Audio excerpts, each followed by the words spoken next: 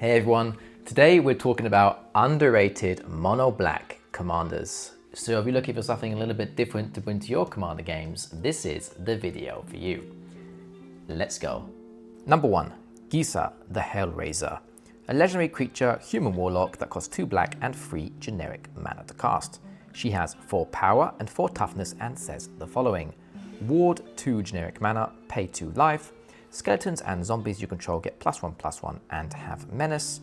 Whenever you commit a crime, create 2 tapped 2/2 blue and black zombie rogue creature tokens. This ability triggers only once each turn. Targeting opponents, anything they control and or cards in their graveyard is a crime. So starting the list off strong, Gisa makes an excellent mono black commander. She has decent protection attached to her with that ward 2 and pay 2 life, making it a little trickier for your opponents to remove her. She also offers a great anthem buff for skeletons and zombies, allowing you to mix and match this tribe or pick one and go full tribal with great effect. +1/+1 and menace is a pretty darn spicy boost. Finally, whenever you commit a crime with this funky warlock, you get to create 2 tapped 2/2 zombie creature tokens, which is massive value, but you're going to do it once per turn. But that's nothing to worry about. What a great reward for fulfilling such an easy task. Most black decks do this with absolute ease. The crime mechanic fits like a glove in mono black decks, since this color is stacked with plenty of sweet spells to get this mechanic going. The fact that we get to create 2 tokens and not just 1 is very good. In my opinion, going a zombie tribal route seems to be the best option here, since there appears to be more zombies out there than skeletons. Plus, zombies are always getting new and powerful reprints, which will help keep the deck fresh and powered up in the future. Zombie creatures like Cemetery Reaper and Lord of the Accursed are both budget cards that can excel within such a zombie tribal deck.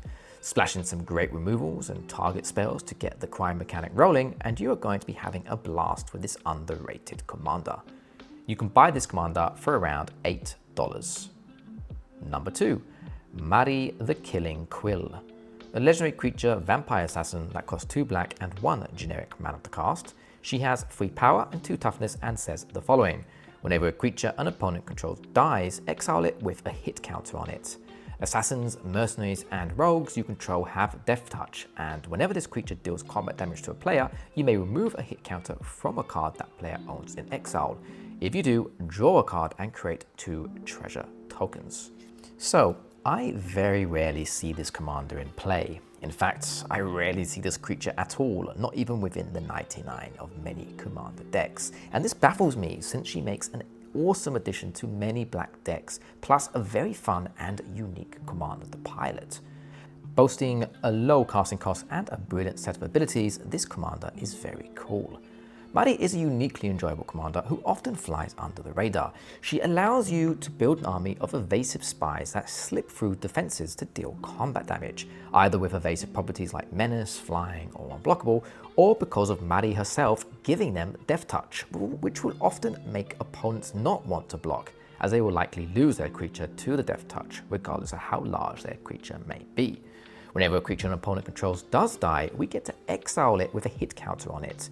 This is amazing at keeping your opponent's creatures away from the game. Being exiled makes them almost impossible to bring back. So this can shut down graveyard recursion strategies and be used to remove combo pieces or game-winning creatures from your opponent's decks.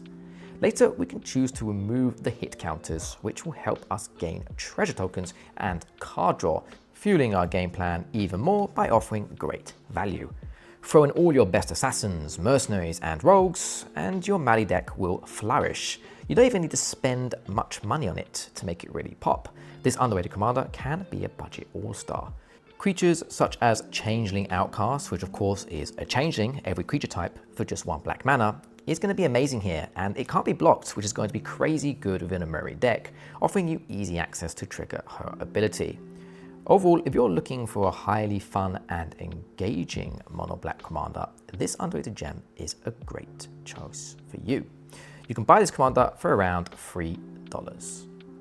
Number 3, Shadowheart, Dark Justiciar. A legendary creature, human elf cleric that costs 1 black and 3 generic mana to cast. She has 3 power and 4 toughness and says the following. For 1 generic mana and 1 black mana and tap, sacrifice another creature, draw X cards where X is that creature's power. Choose a background, you can have a background as a second commander. For fans of Baldur's Gate 3, Shadowheart needs no introduction. Now you can bring this powerful and compelling character to the commander format. Shadowheart offers a uniquely flexible build thanks to her cool abilities and of course that background ability which lets you really mix and match how you want to pilot her or build her. This pairing ability, which feels similar to having a partner commander, to me still feels refreshing and a lot of fun. With reliable card draw and sacrifice outlet built onto her, she provides a strong foundation for many solid deck archetypes. You can then mix and match different backgrounds to alter the deck strategy, making her a versatile and very fun choice for any player in the format, especially for those who love Baldur's Gate. What would your background be with Shadowheart? Let me know in the comments below. You can buy this commander for around 70 cents. Hey everyone, if you're loving these spicy commanders, do me a solid, smash that like button and hit subscribe. Every click helps the algorithm send these gems to more players who may need them. Now, let's get back to these underrated commanders. Number 4, Korlash, Heir to Blackblade. A legendary creature zombie warrior that costs 2 black and 2 generic mana to cast. He has star power and star toughness and says the following. Korlash's power and toughness are each equal to the number of swamps you control. For 1 generic mana and 1 black mana, regenerate Korlash.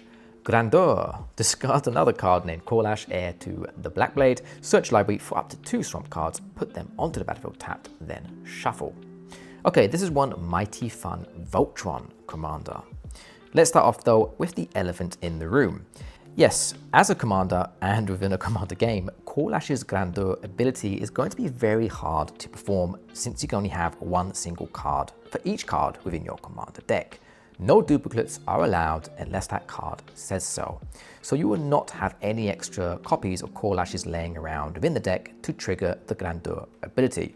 But this does not mean it's impossible to do. Yes, it's tricky, but not impossible.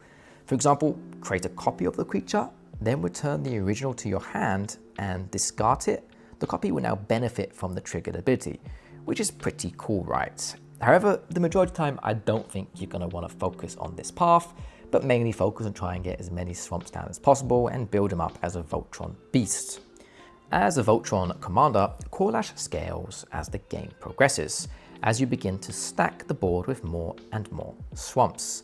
This is a simple yet highly effective tactic. Find ways to add more swamps to your board and Korlash will grow stronger. It's that simple. A creature like a Burnished Heart is a total budget gem here. It's an artifact elk creature that costs 3 generic mana to cast, and it says the following. For 3 generic mana and sacrifice this creature, search library for up to 2 basic land cards, put them onto the battlefield tapped, then shuffle. This is a simple yet highly effective card within Korlash, doing exactly what we need it to do. Throw in some powerful equipments and or auras that either search for lands or add even more power to Korlash, and you'll have a mighty, powerful Voltron commander ready to perhaps one-hit KO any player on the table with commander damage. Cards like Sword of the Animist and Blackblade with Forged are must-have cards here. They really synergize nicely with Korlash. Overall, if you want a powerful, unique and highly underrated mono-black Voltron commander, Korlash is a great choice. Plus, I almost forgot to mention, he has a built-on Regenerate, which is awesome for keeping him on the board for longer. You can buy this commander for around $2.80. Number 5, the final commander on my list today. Kaervek the Punisher, a legendary creature, human warlock that costs 2 black and 1 generic mana to cast. He has 3 power and 3 toughness and says the following. Whenever you commit a crime, exile up to 1 target black card from your graveyard and copy it. You may cast the copy. If you do, you lose 2 life. Targeting opponents, anything they control, and or cards in their graveyards is a crime. Copies of permanent spells become tokens. So, another great commander for those who love committing crimes in Magic the Gathering. He allows you to cast your best spells once more, which can be game-breaking if the spell is powerful enough. All you have to do in order to be able to activate this trigger is to commit a crime, which can be easily achieved in mono black since we have access to so many great card options which don't even need much mana to actually cast. So cards such as Cremate and Defile are great budget options to do this.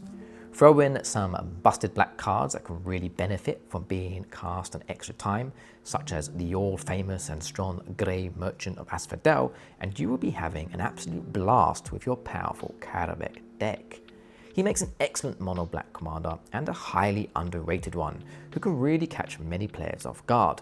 Best of all, if you decide you don't enjoy him as a commander, he makes an excellent addition within the 99 of many other mono black decks out there, so it's definitely worth trying him out. You can buy this commander for around 50 cents, making it pretty budget friendly to pick up. Okay everyone, we've arrived to the end of the video. What do you all think of the commanders I've listed? Do any of you watching play these underrated commanders? Do you have any underrated mono black commander recommendations? If so, let me know in the comments below. I love reading your comments and always try my best to answer them all. I hope you enjoyed the video. If you did, check out the 2 other videos that should have popped up on the screen. Please drop a like, comment and subscribe to the channel, and don't forget to hit that notification bell to keep updated for more of my future commander content. Thanks for watching everyone, and as always, take care and goodbye.